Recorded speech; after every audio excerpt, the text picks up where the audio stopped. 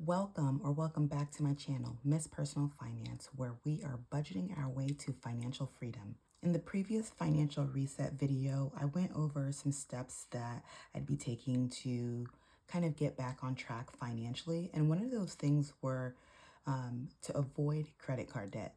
The thing is, we're already in credit card debt due to some business expenses over the last several months. I'll be continuing the quarterly debt updates for our business expenses, but in the meantime, I did want to discuss balance transfers. What is a balance transfer? A balance transfer is essentially taking a balance from one credit card and transferring it over to another one. It usually comes with a promotional period where you have either a lower interest rate than you currently have or a 0% interest rate.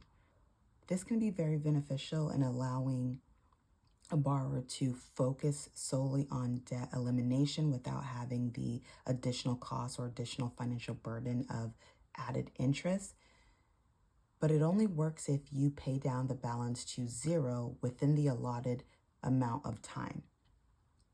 So that means balance transfers can become very tricky, just like credit card usage to begin with. And you can start that slippery slope to continuous balance transfers and the fees that are associated with it. In today's video, we'll go over the difference between a 0% introductory rate and a balance transfer card and kind of break it down to see if they truly are a financial hack or just a scam. So, first thing here we're going to do is balance transfer.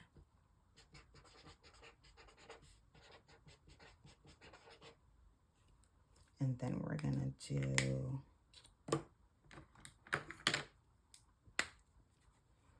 versus 0%.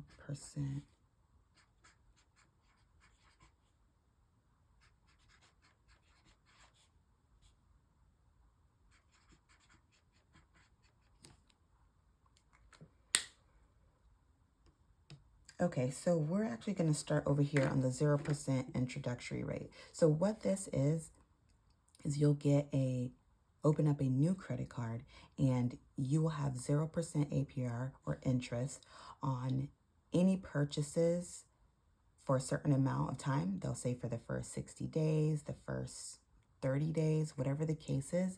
And then they will allot a certain time, like 12 months, to pay that balance off before you're going to be charged the regular interest rate. So what that means is for these cards, you truly can end up paying $0 on large amounts if you actually take advantage of the introductory 0% APR, as well as paying it off in time within the allotted time that they provide.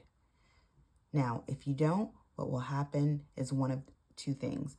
One, they'll either, once that introductory period is over, they'll begin charging you the standard credit card interest rate on the remaining balance, or there are some credit card companies that will go back and charge you all of the interest that would have accrued during that 0% introductory rate time frame and charge it all onto the card in addition to the remaining balance. So now you've lost all the benefits of that 0% APR for that extended period of time, and now you're paying the same amount that you would have if you didn't open up that card to begin with. So that can be very tricky, so it's something to keep in mind. 0% cards can be good for if you have, let's say, a project, some repairs, things that you require the use of supplies or materials that you need to purchase, and then you can go ahead and pay them off within that time frame. Usually 0% APR pertains to purchases and not balance transfers. In some cases it does, but for the most part, they are referring to purchases made on that card that you just opened up for the 0% introductory rate. All right. Now, moving on to balance transfers. You hear this a lot throughout the budgeting community. We have balance transfer cards as well. They are at 0%. And again, it allows you to focus on debt elimination solely without having to worry about interest. Now, the thing with balance transfer cards is that they have a transfer fee. So your balance transfer fee is the cost of basically interest, the cost of doing business, the cost of moving the amount of debt from one credit card to the other. So the creditor wants to charge you, or the creditor will charge you a percentage of the total balance. For example, let's bring out our calculator here. You will see that transfer fees can range anywhere from, 1% all the way up to 5% or more. I have had in the past, years ago, balance transfer fees of 0%. But nowadays, with the increased interest rates, you're going to see those mainly within the 3 to 5% range. So let's say you have a 5% balance transfer fee, and you have a balance of $10,000 that you want to transfer from one card to the other, because let's say it was a 0% introductory card and you're unable to pay that $10,000 in full before the introductory period is over, and you want to transfer it to a different card. So we'll use this as our example. And the first thing you're going to do is the 5% as a decimal. So that's 0.05 times 10,000. So that will be a $500 fee to transfer that balance to the new card. So on your very first statement, if nothing else changes, you will have a balance of $10,500, even though you only transferred $10,000 initially, because they're going to tack on that fee that you'll also be responsible for paying within the balance transfer time period. So keep that in mind when you're looking to transfer a card, because there is an associated cost. And in this example, that $10,000 quickly balloons to $10,500. But hopefully you will have a balance transfer period where you can make payments on that balance without having to accrue any additional interest. So in this example, we're going to say it's a 12 months. So 12 months to pay off $10,500. All right, going back to the 0% APR interest rate or introductory rate. What is an APR? Your APR is going to be your annual percentage rate. Oh, that's too big. Your annual percentage rate is the total amount of interest annualized. So it just means all the fees, all the associated costs with using that credit card expressed as an annual amount or annual percent. Your APR on a credit card can range anywhere from single digits like 7, 8, 9%, all the way to double digits like 29% or 30%, which is very high. That's a high cost to borrow money. So in this example, we're going to say that your APR is at 24.25%. So we're going to use the same example with a $10,000 credit card balance. So you get this brand new card, you make purchases of $10,000 on supplies or in materials or inventory or whatever you're using it for. And now it's time to pay it back. Your APR will help you calculate your daily rate of interest on your credit cards. And this is what the credit card company uses to charge you interest at the end of your billing cycle that you will see reflected on your credit card statement for that month. So in order to calculate what your daily interest rate is on your credit card, to find out what your monthly interest amount is going to be, the first thing you need to do is divide your APR by 365. So that's 365 days in a year. So your daily interest accrual in this case will be 0.066%. So every single day, this is what you're being charged on your credit card statement for that billing cycle. So you have your daily interest rate, and then your average daily balance. So the credit card company is going to look at your statement over the billing period, usually ranging from 28 to 31 days. We'll use 30 days as a standard billing cycle period. So for 30 days, you'll be charged 0.066% in interest during that cycle. So they want to know what the average daily balance for your card is, so they can track that by looking at your usage on any given day and finding that average balance. So if the calculation comes up that you carry an average daily balance of about $10,000, that's what they're going to use to calculate your interest. So if you make very little payments or no additional purchases on this card with a $10,000 original balance, you'll have a daily rate multiplied by your average daily balance, which is about 10,000, and the number of days in the billing cycle. So that what that will give you is, we already have the daily interest rate here. We'll multiply it by 10,000, which is your average daily balance in this example.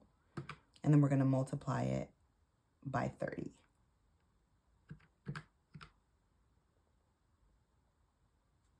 So that means over the course of that year, if you do not make any extra payments, you will be paying approximately $19,931.51 in interest for that year. That is a lot of money. Just going back to this example, this $19,931 does include the $10,000. So that means you're paying approximately an additional $9,931 to pay this in full. Now, the good news is, as you work to pay down this $10,000 balance, your average daily balance is not going to remain at $10,000. So when you calculate this every 30 days, this amount is going to go down. As you can see, there are pros and cons to both a balance transfer and a 0% APR credit card, but both of them can be equally as tricky. Now, is a balance transfer card a financial hack or just a scam? The truth of the matter is, credit cards companies are not here to be in your best financial interest. They are here to make money. So they will continuously offer you these balance transfer cards in hopes that you won't pay it off in time, in hopes that you will exceed the introductory 12 months or whatever, 18 months, 21 months that they provide, because they are they're banking on you not being able to make the payments and continuously accruing interest as well as balance transfer fees. So now they're making more money off of you than they would have if you have just continued on making payments to that previous card. When we're taking a look at balance transfers, it's always important to take a look at the transfer fee and do the calculation to see, okay, at 5%, I'm paying $500. Would that be more than the interest that I'd be paying on that same balance in that 12-month period? In this case, in this example of the $10,000 and the rate being 24.25%, it does make more financial sense to pay less in interest, at $500, than about $20,000 in total, okay? So if you're able to calculate your balance transfer fee, see that it would be less than the current APR that you have over that same period of time, in this case 12 months, it would make sense to use a balance transfer.